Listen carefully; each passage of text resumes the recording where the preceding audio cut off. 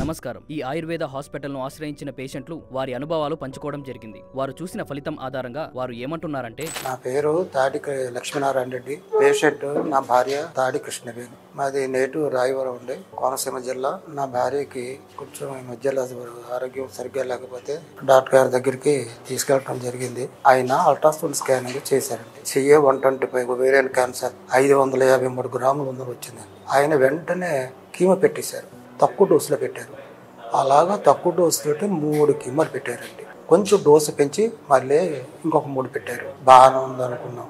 3 కీమోలు పెట్టిన తర్వాత అంటే 12 కీమోలు పెట్టడం జరిగిందండి. CA 125 ఓవరీ ఎంతవరకు తగ్గిందో అనేది చూడాలి కాబట్టి పరీక్షలో చూశారు. 553 గ్రాములకి 58 గ్రాములకి తగ్గిపోయిందండి చోమరు. అప్పుడు ఆయన అన్నారు, అయితే ఇంకొక 3 మనం కీమోలు పెడితే నార్మల్కి వచ్చేస్తుంది అని చెప్పి మళ్ళీ ఇంకొక 3 కీమోలు పెట్టారు. పెట్ స్కాన్ చేయమన్నారు. చేసాం. చూడటం వల్ల ఆయుర్వేదం మీద చాలా నమ్మకం ఉంది.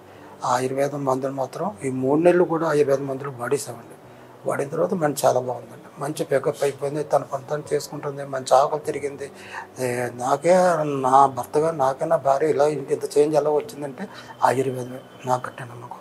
వెళ్తామండి. వెళ్ళి సర్జరీ చేయించుకున్నాం. ఈలోగా నేను మాత్రం ఆయుర్వేద మందులు మానలేదండి. ఆయుర్వేదం మాత్రం అప్పటి నుంచి ఇప్పటి నుంచి వాడుతూనే ఉన్నాను.